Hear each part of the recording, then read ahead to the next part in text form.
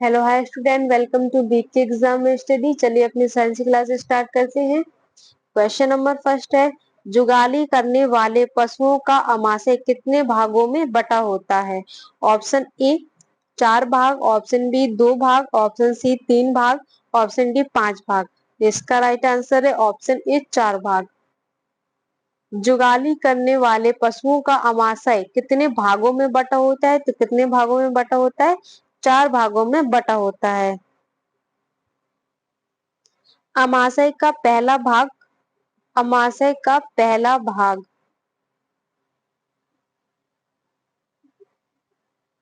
अमाशय का पहला भाग कौन सा होता है? रुमेन होता है।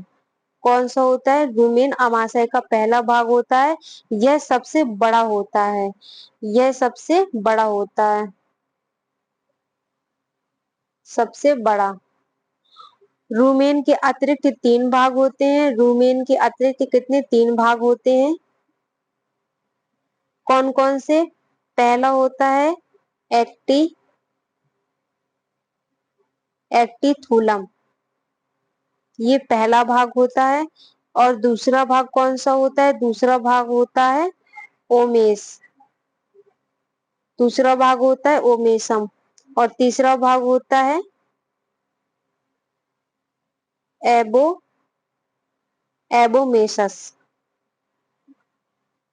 अमाशय कितने भागों में बांटा जाता है? तो 4 भागों में बांटा जाता है। अमाशय का पहला भाग रूमेन होता है।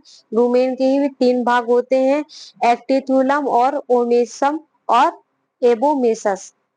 Next question. क्वेश्चन नंबर 2, निम्नलिखित में से किस कोशिका में हीमोग्लोबिन होता है? ऑप्शन ए श्वेत रुधिर कणिकाएं, ऑप्शन बी लाल रुधिर कणिकाएं, option C platelets, option D इनमें से कोई नहीं। तो इसका राइट आंसर है ऑप्शन बी लाल रुधिर कणिकाएं। निम्नलिखित में से किस कोशिका में हीमोग्लोबिन होता है? तो किस कोशिका में हीमोग्लोबिन होता है? लाल रुधिर कणिकाओं में हीमोग्लोबिन होता है, जिसमें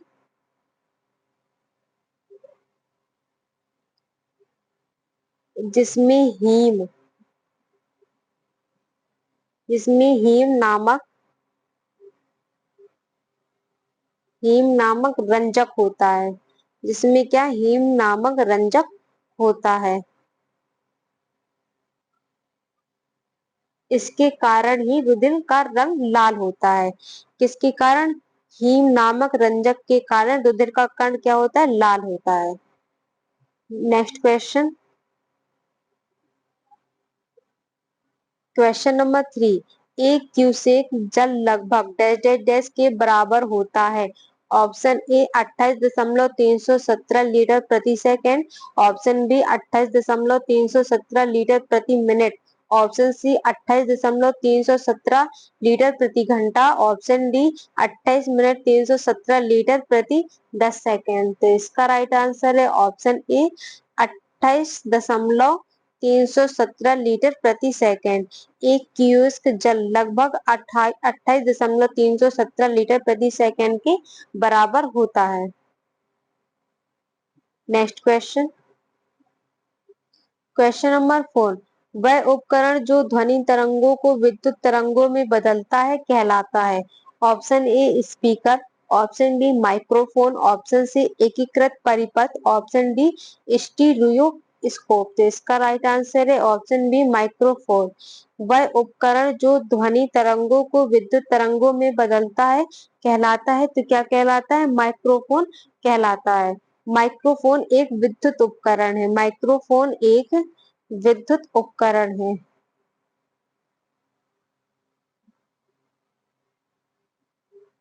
माइक्रोफोन एक विद्युत उपकरण है जो ध्वनि तरंगों को विद्युत तरंगों में बदलता है। जो क्या? ध्वनि तरंगों को विद्युत तरंगों में बदलता है। Next question. क्वेश्चन नंबर 5, निम्नलिखित में से कौन सा विकल्प लीड का रासायनिक प्रतीक है? Option A K, option B PB, option C AU, option D NA. तो इसका राइट आंसर है ऑप्शन बी पीबी। निम्नलिखित में से कौन सा विकल्प लीड का रासायनिक प्रतीक है? तो कौन सा है? पीबी। लीड यानी क्या होता है? सीसा। लीड यानी क्या होता है? सीसा।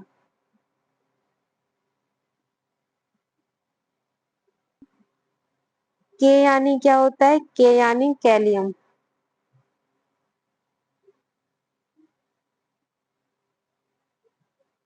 के यानी क्या होता है? कैलियम। यू यानी इसका क्या होता है? ओरम।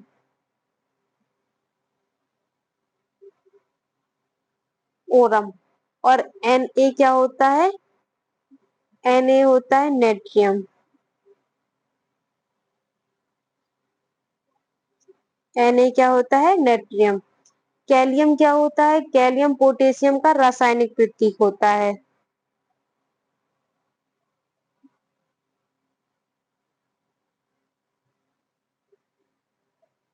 लेड यानी आपको तो पता चल गया क्या होता है? शीशा होता है। कैलियम क्या होता है? ये कैलियम पोटेशियम का रासायनिक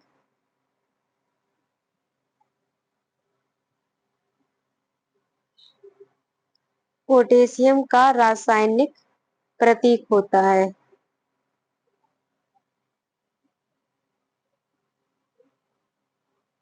कैलियम पोटेशियम का रासायनिक प्रतीक होता है। और एयू सोने का रासायनिक प्रतीक होता है, यानी गोल्ड का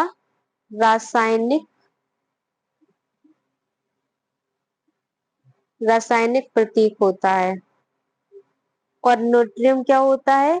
यह सोडियम का रासायनिक प्रतीक होता है। किसका होता है? सोडियम का रासायनिक प्रतीक होता है। सोडियम का रासायनिक प्रतीक होता है। पीबी क्या है? पीबी क्या है? लैटिन शब्द का प्लम्ब। लैटिन शब्द का प्लम्ब का एक संक्षिप्त रूप है। इसकी परमाणु संख्या कितनी होती है? परमाणु संख्या कितनी होती है? 82। इसकी परमाणु संख्या कितनी होती है? 82 होती है। आप लोग को समझ में आ रहा है क्या लिखा है? क्वेश्चन पूछ रहा है निम्नलिखित में से कौन सा विकल्प लेड का रासायनिक प्रतीक है? तो पीबी। पीबी यानी क्या होता है? प्लम्ब। लैटिन इसका क्या है? लैटिन जो लैटिन शब्द प्लम्ब प्लम्ब का संक्षिप्त रूप है। आवर्त सारणी में इसकी परमाणु संख्या कितनी होती है? 82 होती है। के क्या है? कैलियम। कैलियम पोटेशियम का रासायनिक प्रतीक है। एयू यानी ओरम गोल्ड का रासायनिक प्रतीक है। और यानी नेट्रियम ये सोडियम का रासायनिक प्रतीक है। Next question. क्वेश्चन नंबर 6, किस तत्व की परमाणु संख्या 31 है? Option A boron, option B aluminium, option C gallium, option D indium. तो इसका राइट आंसर है ऑप्शन सी गैलियम। किस तत्व की परमाणु संख्या 31 है? तो किस तत्व की परमाणु संख्या 31 है? गैलियम की परमाणु संख्या 31 है। बोरोन की परमाणु संख्या पूछे तो कितनी है? ये इसकी 5 है। बोरोन की परमाणु संख्या कितनी है? 5 है। एल्यूमिनियम की परमाणु संख्या पूछे तो एल्यूमिनियम की परमाणु संख्या 13 है। और इंडियम की परमाणु संख्या पूछे तो इसकी परमाणु संख्या कितनी है? 49। 31 किसकी है? गैलियम की। बोरोन की कितनी है? 5। एल्यूमिनियम की 31 और इंडियम की 49। Next question. क्वेश्चन नंबर 7, वायु की गतिमान मापने का यंत्र है? Option A odometer, option B speedometer, option C anemometer, option D barometer. इसका राइट आंसर है ऑप्शन सी एनीमोमीटर। वायु की गतिमान मापने का यंत्र कौन सा है? Anemometer. Next question. Question number 8, 20,000 voltage में 20,000 वोल्टेज से अधिक आवृत्ति की ध्वनि तरंगों को क्या कहते हैं? ऑप्शन ए, यहाँ पे वोल्टेज नहीं, यहाँ पे क्या हर्ट्ज। 20,000 हर्ट्ज। ऑप्शन ए श्रव्य, ऑप्शन बी पराश्रव्य, ऑप्शन सी अपश्रव्य, ऑप्शन डी अवध्वनिक। तो इसका राइट आंसर है ऑप्शन बी पराश्रव्य। 20,000 हर्ट्ज से अधिक आवृत्ति की ध्वनि तरंगों को क्या कहते हैं? तो पराश्रव्य तरंगे कहते हैं। इन तरंगों को कुत्ते व बिल्ली सुन सकते हैं। इन तरंगों को क्या कुत्ते व बिल्ली सुन सकते हैं? कुत्ते व बिल्ली सुन सकते हैं।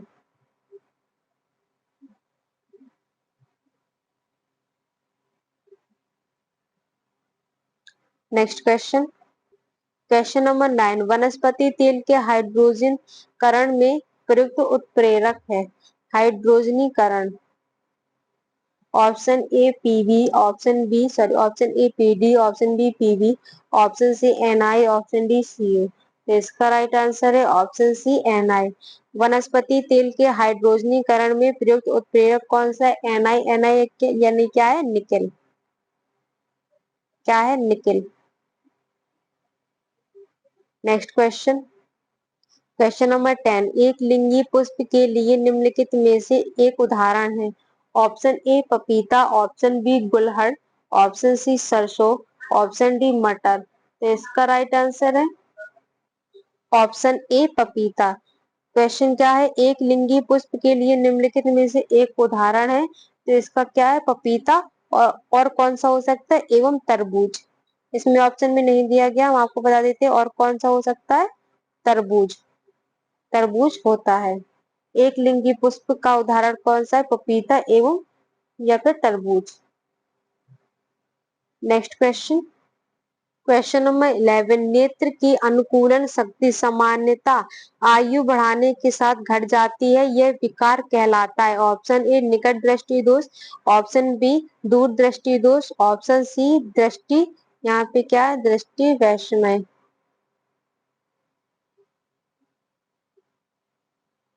ऑप्शन डी जरा दूरदृष्टि, दूरदृष्टिता। तो इसका राइट आंसर है ऑप्शन डी जरा दूरदृष्टिता। नेत्र की अनुकूलन शक्ति सामान्यता आयु बढ़ाने के साथ घट जाती है, यह विकार कहलाता है। तो क्या कहलाता है? जरा दूरदृष्टिता कहलाता है। Next question. Question number 12। एक धातु के पतले तार के रूप में खींचे जाने की क्षमता कहलाती है। ऑप्शन ए आघात वर्धनता, ऑप्शन बी तन्यता, ऑप्शन सी चालकता, ऑप्शन डी इनमें से कोई नहीं। तो इसका राइट आंसर है ऑप्शन बी तन्यता। एक धातु के पतले तार के रूप में खींचे जाने की क्षमता कहलाती है, तो क्या कहलाती है? तन्यता कहलाती है। Next question. Question number 30। अतिचालकता हेतु वंचित निम्न तापमान प्राप्त करने के लिए क्रायोस्कोपिक में क्या प्रयुक्त होता है? ऑप्शन ए अंग, option B neon, option C krypton, option D, option D helium. तो इसका राइट आंसर है ऑप्शन डी हीलियम। अतिचालकता हेतु वंचित निम्न तापमान प्राप्त करने के लिए क्रायोस्कोपिक में क्या प्रयुक्त होता है? तो क्या प्रयुक्त होता है? हीलियम प्रयुक्त होता है। ये परमाणु चुंबकीय अनुनाद स्पेक्ट्रोमीटर में सुपर कंटिक्ट मैग्नेट का ठंडा करने का एक सामान्य घटक है। Next question. अच्छा है, इसमें आप थोड़ी कुछ लिख लेना। हीलियम का प्रतीक। हीलियम का प्रतीक। हीलियम का प्रतीक क्या होता है? He। तथा परमाणु संख्या या परमाणु क्रमांक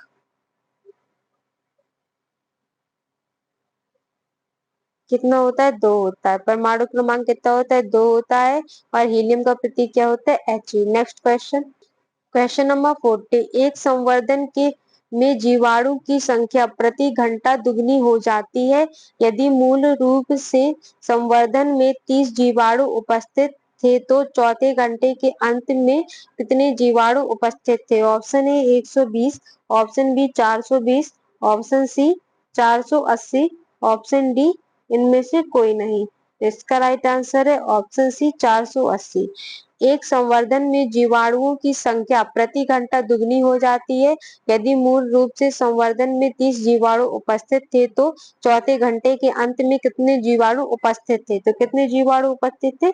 80 जीवाणु उपस्थित थे। Next question. Question number 50। विद्युत परिपथ में जूल में किया गया कार्य जब एक इकाई विद्युत आवेश एक बिंदु से दूसरे बिंदु पर स्थानांतरित होता है तो उसे कहते हैं। ऑप्शन ए विद्युत प्रतिरोध, ऑप्शन बी विभवांतर, ऑप्शन सी प्रतिरोध, ऑप्शन डी चालकता। तो इसका राइट आंसर है ऑप्शन बी विभवांतर।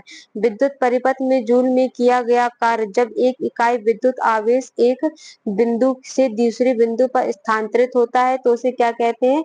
उसे विभवांतर कहते हैं। तो आज की क्लास यहीं खत्म होती है, मिलते हैं हमारी नेक्स्ट क्लास पे, तब तक के लिए बाय, ऑल द बेस्ट।